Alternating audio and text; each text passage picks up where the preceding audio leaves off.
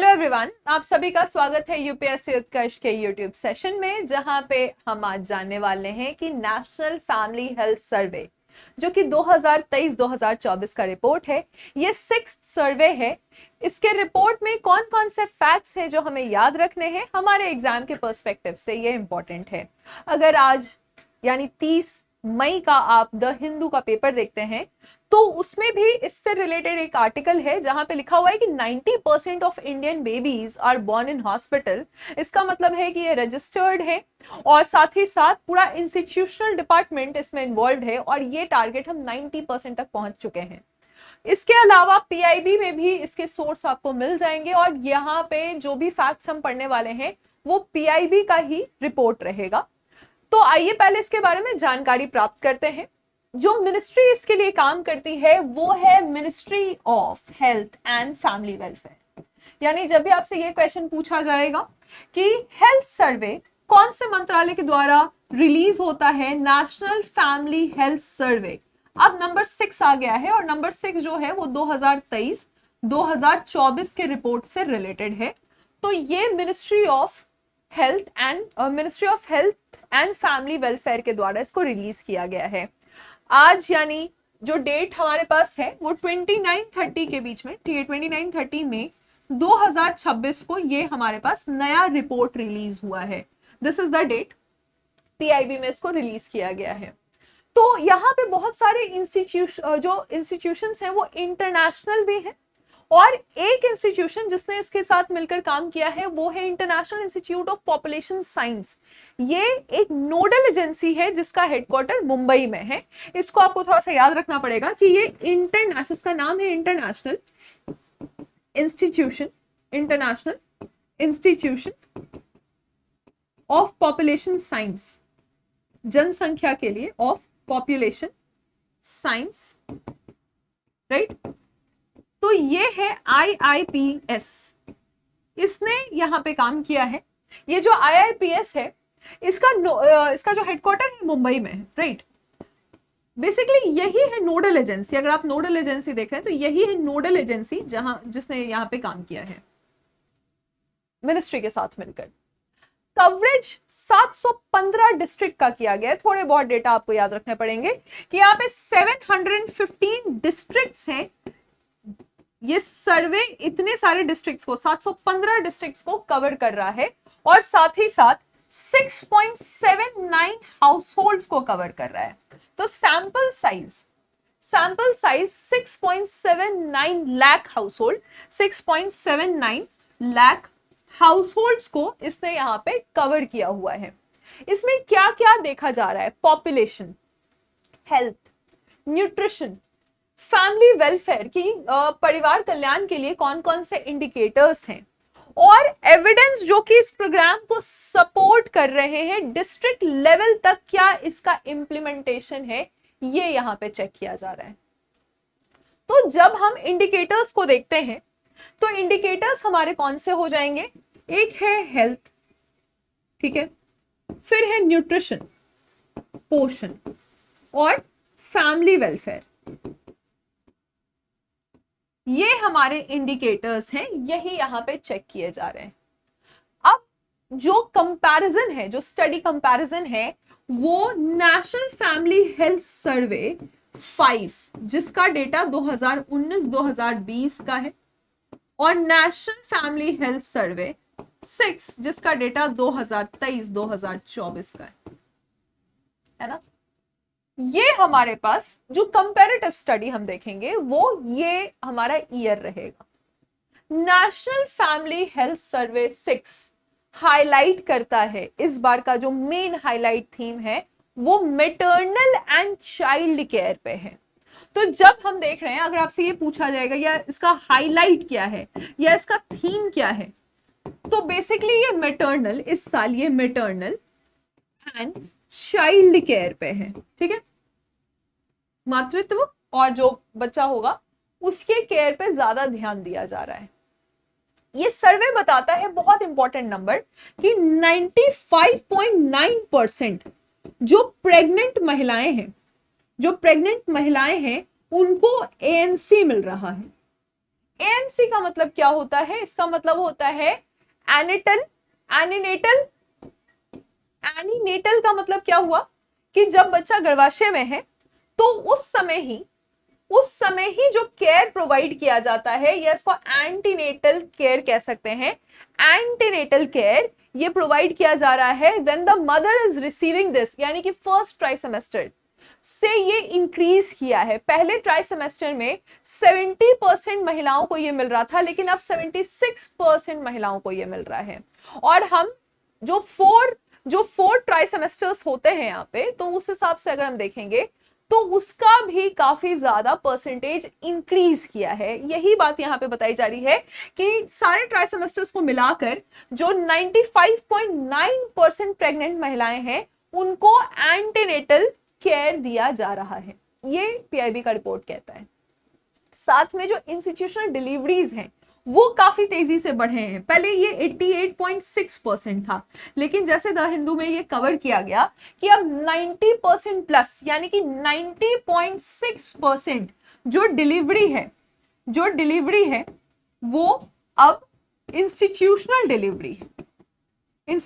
Delivery है। इसका मतलब है कि या तो ये आशा वर्कर्स के द्वारा इसको रजिस्टर करवाया जा रहा है, या मिडवाइफ्स हैं, या नर्सेज हैं, या जो भी लेडी हेल्थ विजिटर्स हैं, इनका कवरेज अब इंस्टीट्यूशनल वे में किया जा रहा है। स्किल्ड हेल्थ पर्सनल है, स्किल्ड हेल्थ पर्सनल भी हमारे इंप्रूव हुए हैं। जो लोग भी काम कर रहे हैं उनको प्रॉपर ट्रेनिंग दी गई है, जिसके तहत हम कह सकते हैं कि अब 91.3% हमारे पास स्किल्ड हेल्थ पर्सनल है। पहले हेल्थ पर्सनल थे, लेकिन इतने बड़े तादाद पे हमारे पास स्किल्ड हेल्थ पर्सनल नहीं थे। जो लोग इसमें काम, कोई भी मान लीजिए मिडवाइफ हैं, या जो भी एंजिलरी फोर्सेस हैं, डॉक्टर्स हैं, नर्स हैं, लेडी हेल्थ विजिटर्स हैं, उन सबको मिलाकर ये बात कही जा रही है। मैटरनल न्यूट्रिशन पे काफी ज्यादा ध्यान दिया गया है। इसके इंडिकेटर्स में भी एक नोटेबल इंप्रूवमेंट देखने को मिला है। जो आयरन फॉलिक एसिड्स होते हैं उसके सप्लीमेंट्स को बढ़ाया गया है, और 100 डेज और मोर ड्यूरिंग प्रेगनेंसी यहाँ पे ये महिलाओं को दिया जा रहा है। तो बेसिकली डेटा कहता है कि 54.9% women are receiving 100 days iron folic acid. ठीक है, ये आप देखिएगा 54.9% महिलाओं को ये मिल रहा है। वाइल दोज जिनको 180 डेज के लिए दिया जा रहा है, तो वो 37.8% महिलाएं हैं जो कि अब गवर्नमेंट के द्वारा या किसी भी इंस्टीट्यूशन के द्वारा जो गवर्नमेंट स्पॉन्सर्ड हैं, वो 180 डेज तक ये फॉलिक एसिड उनको मिलता है। क्योंकि आपको पता है कि हमारे देश में एनीमिया बहुत कॉमन हो गया है। अब क्योंकि हमने पब्लिक इंफ्रास्ट्रक्चर इतना बेहतर बना लिया है, हमने मैटरनल और चाइल्ड केयर एक्सेस को इतना बेहतर बनाया है, तो इस बार एजेंडा है कि जननी सुरक्षा योजना या जननी शिशु सुरक्षा कार्यक्रम या प्रधानमंत्री सुरक्षित मातृत्व अभियान, या फिर हम सुमन के बारे में, अभी रिसेंटली सुमन के बारे में बहुत बात हो रही है, जिसमें सुरक्षित मातृत्व आश्वासन की बात की गई है, तो ये सब यहाँ पे इंक्लूड किया गया है। अब थोड़ा सा आपको इसके बारे में पता होना चाहिए कि जननी सुरक्षा योजना यानी जो प्रेग्नेंट महिलाएं हैं उनके लिए है, फिर जननी और शिशु दोनों के लिए, दोनों को अवेयर करने के लिए, दोनों को और ज्यादा उनका सुरक्षा करने के लिए, उनको प्रोटेक्ट करने के लिए हमारे पास एक सुरक्षा कार्यक्रम भी है। जो सबसे ज्यादा अभी डिस्कशन में है वो है सुमन। सुमन का मतलब क्या है कि सुरक्षित मातृत्व आश्वासन। इसके अलावा प्रधानमंत्री मातृत्व सुरक्षा कार्यक्रम और मातृत्व सुरक्षित कार्यक्रम जो है उसको भी, सुरक्षित कार्यक्रम को भी या योजना को लॉन्च किया गया है। ये सब आपको कम से कम you should be knowing about these campaigns and these yojana by the government, because it is for antenatal, postnatal और ऑल्सो ड्यूरिंग द प्रेगनेंसी। जो भी चीजें, जो भी यहाँ पे इनपुट प्रोवाइड किया जा रहा है या जो भी फैसिलिटी दी जा रही है। मदर हु हैड, अब देखिए केयर विजिट्स के बारे में बात हो रही है, केयर विजिट्स के बारे में बात हो रही है, यानी कि जब बच्चा जो है, यानी महिलाएं जब प्रेग्नेंट हैं, जिसको एएनसी कहते हैं, ठीक है, तो एंटीनेटल केयर का एक डेटा आपको याद रखना पड़ेगा क्योंकि इतना हाईलाइटेड है, हो सकता है पूछा जाए। पिछले बार ये 92.6% था, यानी इतनी महिलाएं हैं जिनको NFHS 5 में केयर मिल रहा था। 92.6% महिलाओं को केयर मिल रहा था। अब ये नंबर राइज करके 95.9% जा चुका है इस बार, यानी national family health survey number 6 कहता है कि 95.9% तक जा चुका है। Birth attendant on skilled health personnel, यानी जब बच्चा पैदा हो रहा था तो उस समय कोई ना कोई उनके पास इस कौशल वाला व्यक्ति था, यानी वो स्किल्ड हेल्थ प्रोफेशनल था, वो भी बढ़ चुके हैं। यानी स्किल्ड हेल्थ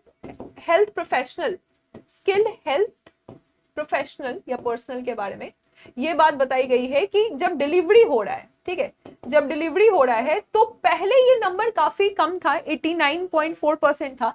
89.4% जो डिलीवरीज है, सॉरी 89.4% जो डिलीवरी है वो किसी ना किसी ऐसे पर्सनल के सामने हो रहा है जो कि स्किल्ड है, लेकिन अब ये बढ़ के 91.3% जा चुका है। ये दूसरा PIB डेटा है जो कि हाईलाइटेड डेटा है। चिल्ड्रन जिनको पोस्ट नेटल केयर मिला, यानी कि जब बच्चा का जन्म हो गया तो with in 2 days of delivery, यहां पे बोला गया कि पोस्ट नेटल, ठीक है, पोस्ट नेटल केयर। तो कितने ऐसे बच्चे हैं जिनको with in 2 days of delivery ये केयर मिला है? पहले ये 79.1% थे, अब ये 85.3%। ये बड़े नंबर है, right? So you can see these are huge numbers जहां पे हमें चेंज देखने को मिला है। अभी भी TFR जो कहा गया है इस रिपोर्ट के अनुसार, यानी टोटल फर्टिलिटी रेट वो कितना है? वो 2.0 ही है, ठीक है, 2.0 है।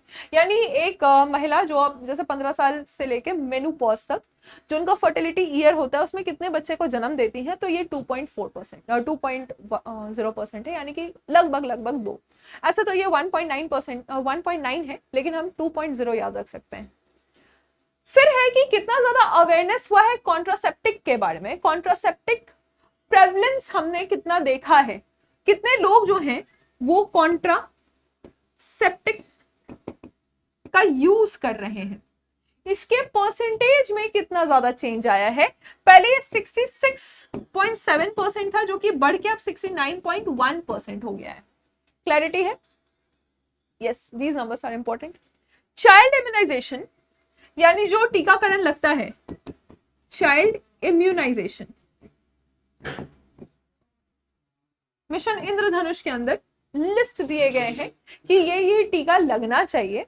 तो इंडिया एक स्ट्रॉन्ग प्रोग्रेस देख रहा है इसमें कि हम यूनिवर्सल इम्यूनाइजेशन कवरेज को कवर कर रहे हैं, जिसमें कहा गया है कि 12 से लेकर 23 महीने तक का जो बच्चा है, यानी 1 साल से लेकर 2 साल के बीच का जो बच्चा है, उसका एक वैक्सीनेशन कार्ड होना चाहिए। अब ये वैक्सीनेशन कार्ड 87.1% बच्चों को मिल गया है, ठीक है। तो ये वैक्सीनेशन कार्ड जिसमें मेंशन किया रहेगा कि कितने कितने वैक्सीन हो चुके हैं और कितने बचे हुए हैं। ये स्पेसिफिकली किसके लिए है? 12 से लेके 23 मंथ, ठीक है, 12 to 23 मंथ ऑफ जितने चिल्ड्रन हैं, इनके लिए ये प्रोवाइड किए गए हैं, इसको याद रखेंगे। और पहले से ये बढ़ा है, ठीक है, पहले ये 83.7% था। आपको ये समझ में आ रहा है कि हम लोग नेशनल फैमिली हेल्थ सर्वे 5 से कंपेयर कर रहे हैं नेशनल फैमिली हेल्थ सर्वे 6 को। 95.6% चिल्ड्रन जो हैं उनका ज्यादातर वैक्सीनेशन पब्लिक हेल्थ फैसिलिटीज में, मतलब रीअफर्म हम कर रहे हैं कि इतने बच्चों को ये वैक्सीनेशन प्रोवाइड कर दी जा चुकी है। ये ह्यूज नंबर्स हैं, ये बड़े नंबर्स हैं, ये पता होना चाहिए। और गवर्नमेंट इसको री इंश्योर कर रही है कि हमने ये टारगेट्स अचीव किए हैं। कहा जा रहा है कि जो 12 से लेकर 23 महीने तक के बच्चे हैं उनमें 96% बच्चों को जो सब्सटैंशियल इंप्रूवमेंट देखने को मिला है। जो मेजर वैक्सीन हैं वो प्रोवाइड कर दिए गए हैं। रोटा वायरस का स्पेशल मेंशन भी है यहाँ पे। तो अगर हम सब्सटैंशियल देखेंगे, सब्सटैंशियल यानी जो मेजर वैक्सीन है, मेजर वैक्सीन है तो 96% बच्चों को ये प्रोवाइड किया गया है। मेंशन किया गया है रोटा वायरस के ऊपर। जब हम रोटा वायरस को देखते हैं तो पहले नंबर बहुत कम था, यानी रोटा वायरस जो है वो सिर्फ 36.4% बच्चों को लगा था, लेकिन अब ये 85.4% बच्चों को रोटा वायरस की वैक्सीन लगाई जा चुकी है। सेकेंड डोज ऑफ मीजल्स की भी बात की गई है। मीजल्स में कहा गया है कि 71.8% बच्चों को ये सेकेंड डोज, ठीक है, सेकेंड डोज ऑफ मिजल्स, छोटी माँ और बड़ी माँ जो हो जाता था, तो ये लगाया गया है। पहले ये सिर्फ 58.6% बच्चों को ही लगाया गया था, अगर हम जो सर्वे नंबर 5 है उससे कंपेयर करेंगे तो, राइट।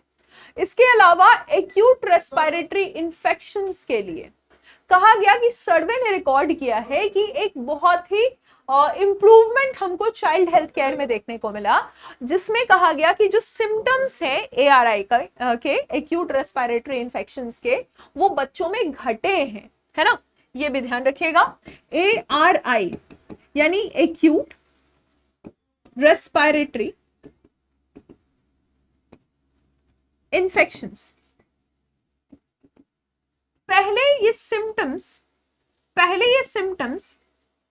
3% बच्चों में लगभग, यानी कि 2.8% बच्चों में देखी जा रही थी, लेकिन अब ये कम हो गया, ये रिड्यूस हुआ है और ये सिर्फ 1.9% बच्चों में ही ये सिम्टम्स देखी जा रही, राइट। सीवियर डायरिया में भी डिक्रीज हुआ है। डायरिया जो 10 लगते थे बच्चों को, फिर ORS का पूरा कैंपेन चलाया गया था, तो डायरिया के बारे में ये कहा गया है कि डायरिया के प्रॉब्लम रिड्यूस हुए हैं और 0.5% से, यानी आधे % से डायरिया के प्रॉब्लम भी रिड्यूस हुए हैं। हमने डिजिटलाइजेशन का बहुत ज्यादा सहारा लिया है, लास्ट माइल कनेक्टिविटी का काम किया है। हमारे पास फ्रंट हेल्थ लाइन वर्कर है जिसने एक कोल्ड चेन इंफ्रास्ट्रक्चर, ताकि जो भी वैक्सीन है उसको स्टोर किया जा सके, डिजिटल ट्रैकिंग की गई है और साथ ही में फेलिसिटेट किया गया है यूविन पोर्टल को। यूविन पोर्टल जहां पे सभी के डिजिटल फुटप्रिंट्स यहाँ मौजूद हैं कि कितना कवरेज यहाँ पे हो पाया है, राइट। यस, तो अगर एक लाइन का डेटा आपको याद रखना है कि 12 से लेकर 23 महीने के जो बच्चे हैं, फुल्ली वैक्सीनेटेड बच्चे, फुल्ली, तो उसमें कितना चेंज आया है फुल वैक्सीनेशन में। हमारे पास national family health survey number 5 और नंबर 6 का डेटा है कंपेयर करने के लिए। तो यहां पे ये 83% है लगभग, और अब ये 87.1% है, राइट। लगभग 83.8% आप ले लीजिए, तो लगभग ये देख सकते हैं आप कि जो चेंजेस देखने को मिल रहे हैं वो 3%, 3.2% के लगभग है। ये किन बच्चों के लिए है? जो 12 से लेके 23 महीने के बच्चे हैं, उनमें कितना वैक्सीनेशन हुआ है, फुल वैक्सीनेशन कितने हुए हैं उसके लिए है। और दूसरा जो डेटा आपको याद रखना है कि पब्लिक हेल्थ फैसिलिटी कितने को रिसीव हुआ है, ये बहुत इंपॉर्टेंट नंबर है। तो इस बार याद रखिएगा 95.6% जो बच्चे हैं इनको हेल्थ फैसिलिटी रिसीव हुआ है, ठीक है। यही चीज द हिंदू में भी हाईलाइट की गई है, यही चीज PIB में भी हाईलाइट की गई है। कुछ प्रॉब्लम अभी भी प्रिवेल कर रहे हैं, जैसे कि स्टंटिंग का मतलब क्या होता है? स्टंट कि जितना बच्चे का हाइट होना चाहिए, बच्चों का उतना हाइट अभी नहीं है, तो स्टंटिंग का प्रॉब्लम यह है कि low height for the age among children under 5, ये पता चला है कि डिक्लाइन देखने को मिला है। पहले ये 35.5 बच्चे थे जो अंडर 5, जितना उनका हाइट होना चाहिए, इसका मतलब क्या है कि एज के हिसाब से इनकी जो हाइट होनी चाहिए वो नहीं थी, लेकिन इसमें भी एक चेंज, इसमें भी एक डिक्लाइन दिखा, और 29.3% बच्चे अब हैं इस सर्वे के अकॉर्डिंग जो स्टंट हैं, है ना। जितने भी हमने 6.79 लाख हाउसहोल्ड्स में इसको चेक किया है, तो ये डेटा हमको समझ में आया है। फिर है वेस्टिंग का मतलब क्या है कि जितना हाइट है बच्चे का, उतना उस हिसाब से वेट भी होना चाहिए। टू थिन हमारे यहाँ एक प्रॉब्लम ये भी है कुपोषण का कि न्यूट्रिशन कम होने के कारण बच्चे जो हैं वो टू थिन श्रेणी में आ जाते हैं, है ना, टू थिन। तो ये टू थिन के बारे में ये कहा गया कि पहले ये 7.7% बच्चे थे, लेकिन अब ये कम हो गए 5.2% बच्चे हैं जो अंडर 5 है। शार्पली डिक्लाइन हमको दिख रहा है, लेकिन ये टू थिन है। लेकिन अगर हम अंडर वेट में देखेंगे तो अंडर वेट में अभी भी नंबर ज्यादा है। पहले 32% थे, लेकिन अब ये 31.8% है। ठीक है, ये तो टू थिन हो जाएंगे। और अगर हम अंडर वेट की बात करेंगे कि वेट कम है, अंडर वेट की बात करेंगे कि वेट कम है, तो ये हो जाएंगे 31.8%। ठीक है, अब चिल्ड्रन जिनका एज 8 से लेके मतलब 6 से लेके 8 महीने के बीच में है, जो सॉलिड या सेमी सॉलिड फूड अब खाने लगे हैं ब्रेस्ट मिल्क के साथ साथ, उनका कितना परसेंटेज है, तो ये नंबर हमें पता होना चाहिए। ये 59.5% है। ठीक है, तो ये नंबर क्या कह रहा है, ये नंबर ये कह रहा है कि ब्रेस्ट मिल्क के साथ, अब जानते हैं कि 6 महीने के अंदर अंदर सिर्फ ब्रेस्ट मिल्क ही होना चाहिए, लेकिन अगर वो बच्चा जो 6 से लेके 8 महीने के बीच में और वो solid plus semi solid food का अब सेवन कर रहा है, तो ये कितने हैं, ये 59.5% है। ये पीआईबी का डेटा है, तो हमें थोड़ा बहुत इसके बारे में जानकारी होनी चाहिए, मेंशन किया हुआ है, राइट। तो this has been mentioned over here. So basically यही चीज है जो हमने यहाँ पे देखा है, और ये इंप्रूवमेंट हमको मिल रहा है। ये इंप्रूवमेंट हमको मिल रहा है कि पहले से हमारे डेटा में इंप्रूवमेंट आया है।